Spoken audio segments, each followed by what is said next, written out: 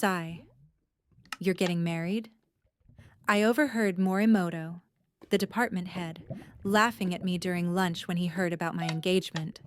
He sneered. I can't believe someone like you, a contract employee, is getting married. The woman who would marry someone like you must be a leftover, a failure too. I didn't care about what they said about me, but when they insulted her, someone who still didn't know about us, I couldn't bear it. I clenched my fist tightly.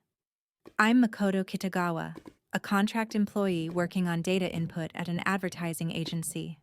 5 years ago, I was running an IT company. We were growing steadily, but one of our clients went bankrupt, and that led to the collapse of the business. All that was left were huge debts.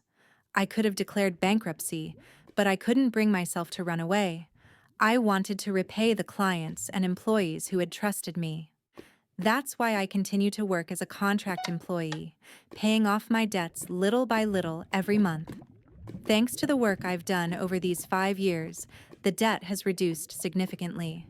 At this rate, I should be able to pay it off in 2 more years. Kitagawa, your tie's crooked. Fix it, will you? The voice calling out to me was Morimoto, the department head of the sales planning department. He's 45 and single. He was once thought to be on the fast track to promotion here, but recently rumors have been spreading that his position is in danger. Yes, I'll fix it right away. Contract employees are so useless, he muttered as he walked away. Recently, Morimoto has been irritated, likely because of several big projects he's lost. His frustration has been affecting the whole department. There's something Morimoto doesn't know. He was once engaged to the president of our company, Miyata. 3 years ago, just before Miyata became president, their engagement was broken off. The exact reason is unclear, but since then, Morimoto's frustration has been growing. Kitagawa, good work, a voice called from behind. I turned around and saw President Miyata standing there. She's 36, but she looks much younger, with a graceful beauty. President, good work. Did Morimoto say something to you again? No, it's nothing unusual. I met the president 3 months ago. The first time was when I helped her in front of a convenience store late at night when she was being harassed by a drunk. After that, we ran into each other several times by chance, and our relationship deepened.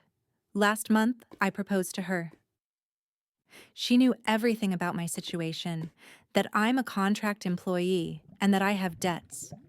Even so, she said she wanted to be with me. However, no one at the office knows about our relationship yet. The president has been considerate of my position and has kept it a secret for now. Today, I was planning to announce our engagement to the department. The president seemed a little surprised. Are you sure about this? I think it's time to stop hiding it. All right, I'll drop by the sales department later. She smiled gently before leaving.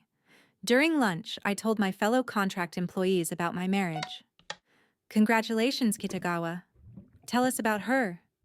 Everyone was congratulating me when Morimoto came into the break room, accompanied by several of his subordinates. Huh, you're getting married? He sneered. A contract employee like you? I can't believe anyone would marry you. Who's the woman? Is she just another leftover like you? His subordinates all laughed. Yeah, of course.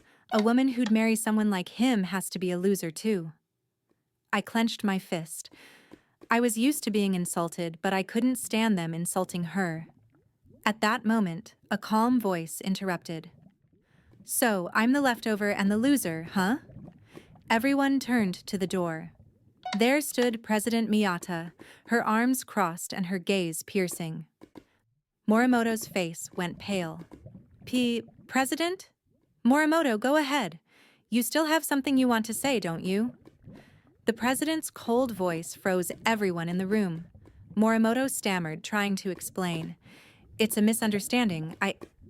A misunderstanding. The president's eyes were sharp. You called me a leftover, didn't you? I didn't know it was you, he muttered. Does that mean it's okay to insult someone just because they're a contract employee? The room fell silent. Morimoto, you can't insult people like that, she continued, her voice still cold. You've caused a lot of damage to this company, and now you're trying to destroy Kitagawa. You'll be dismissed immediately. Morimoto's subordinates remained silent. I'm sorry, he muttered, bowing deeply. His eyes were filled with anger. The president turned to me. Kitagawa, I need to talk to you. Come to my office. I followed her to her office, and once we were inside, she apologized. I'm sorry. I didn't want this to happen. I know he's been bothering you.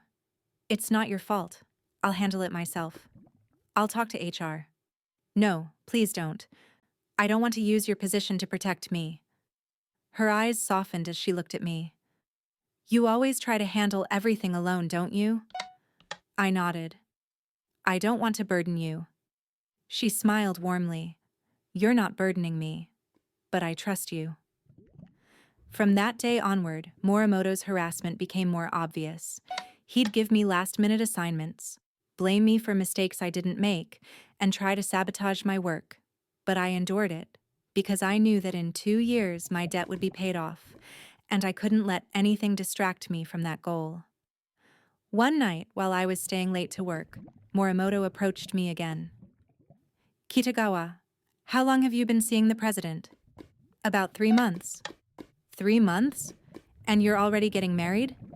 He scoffed, his eyes filled with resentment. I was with her for 3 years and she left me for that position. She chose the company over me. It was clear now that Morimoto still harbored feelings for the president. I had to face him. I don't think the president left you because she didn't love you, I said. She didn't choose you because you weren't supporting her the way she needed. You're just thinking about yourself. Morimoto's anger flared. What do you know about love? I know that if you truly loved someone, you'd want them to succeed, not drag them down. He lunged at me, grabbing my collar, but before anything else happened, the door opened, and there she was. Morimoto, that's assault. The president's voice was stern. You know that's against company policy, right? Morimoto backed off, looking defeated. Also, I know about your wrongdoings, the president added, holding up a file. We have proof of your falsified reports, the altered contracts, and your attempts to get kickbacks from clients. His face went white as he realized the jig was up. Please, don't. Please forgive me.